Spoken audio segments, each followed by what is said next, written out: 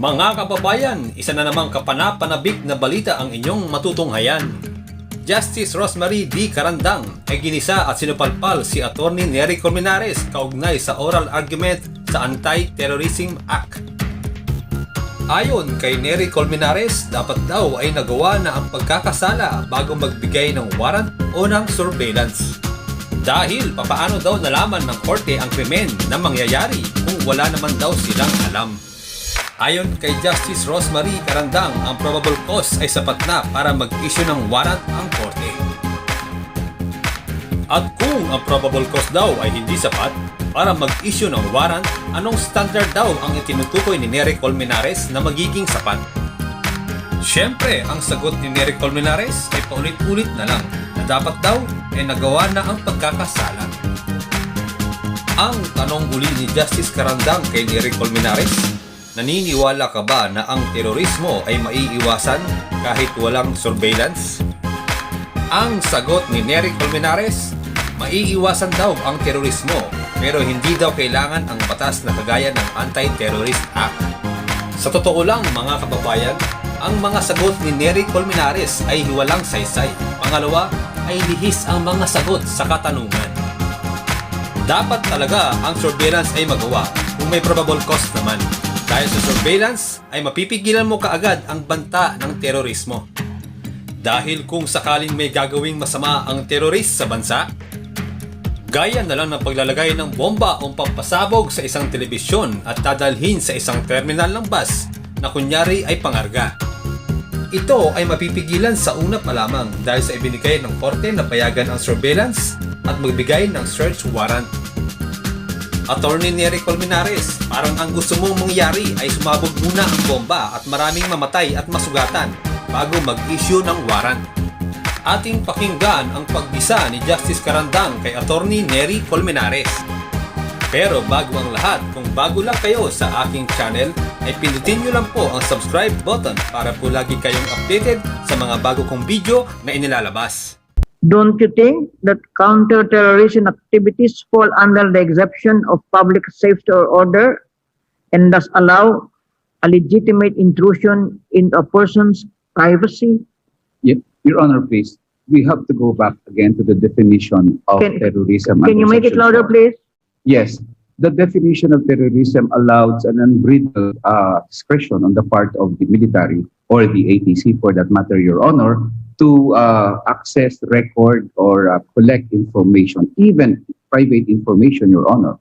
Imagine, Your Honor, the order of the court in this case, Your Honor, under Section 16, would not even describe with certainty the things or places to be searched. Under the Constitution, Your Honors, please, a surveillance as this is tantamount to a search.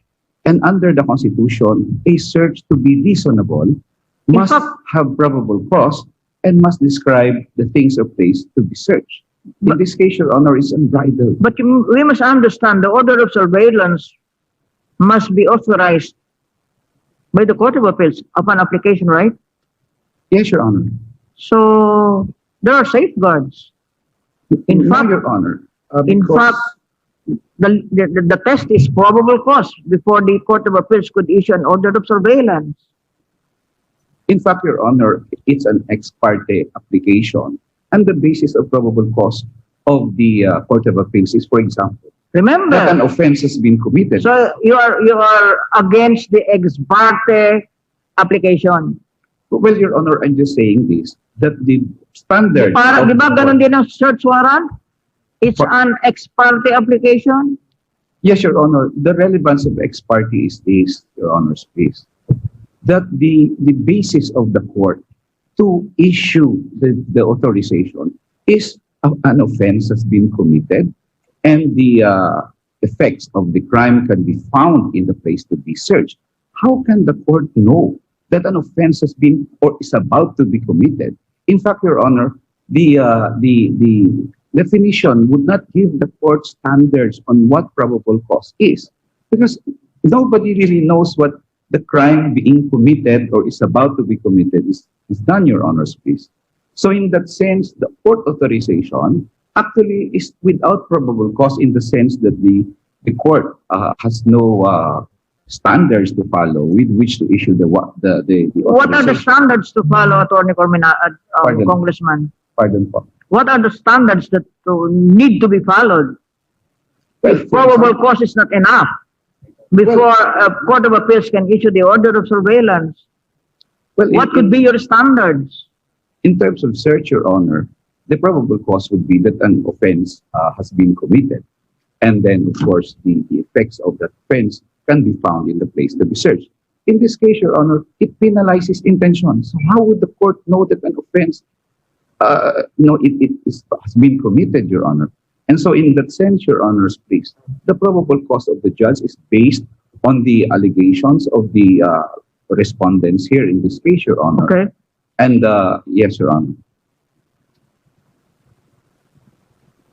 Don't you think that terrorism is a very, very grave crime against national security and even a crime against the people's security and life?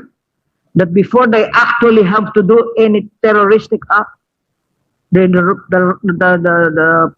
state has the right to know the information beforehand through a surveillance ordered by the Court of Appeals? Well, Your Honor, yes, we recognize the fact that terrorism is a grave and serious concern, Your Honor.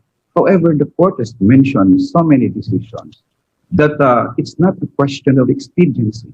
That interest must be, compelling state interest even, must be narrowed down, tailored narrowly by the law.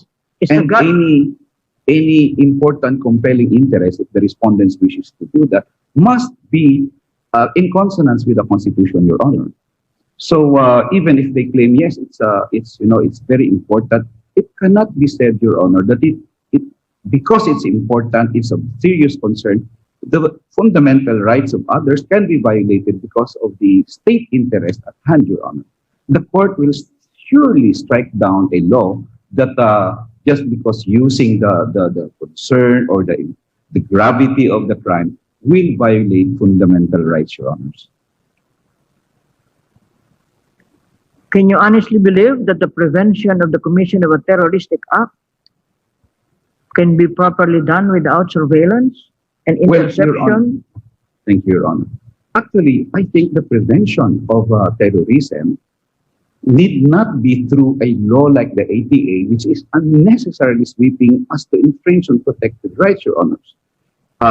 Surveillance, in fact, can be done by state, and it's in the Constitution, it's already in the law. However, in this case, Your Honor, an unbridled discretion, any mode, any personal information using any mode against any person, Your Honor, is really too much of a power given to the ATC, Your Honor. It violates not only unreasonable searches and seizure, but also the right to privacy. And even if it is important to catch a criminal, whether terrorist or not, that surveillance must be done. The Constitution requires that basic rights must be followed, basic steps must be followed. You see, Your Honor, surveillance, if we connote it as a search, the presumption against a search is that it's for the part of government to prove that the search is necessary. Can you That's not just what- consider this as a matter of evidence that if properly excluded, the court can exclude? Well, in this case, Your Honor, because of the vagueness and overbreadth of the law, the court doesn't even know whether the things or effects that were seized are part, because you see, it didn't even describe the things to be seized. Under the surveillance provision in Section 16, there is no plain view, Your Honor. There is no plain view in the sense that the moment you're surveilled, all information is quote unquote plain view in the sense that it can be taken by the ATC, Your Honor, even of personal information that is not in any way related to the offense can still be collected and recorded by the ATC, Your Honor.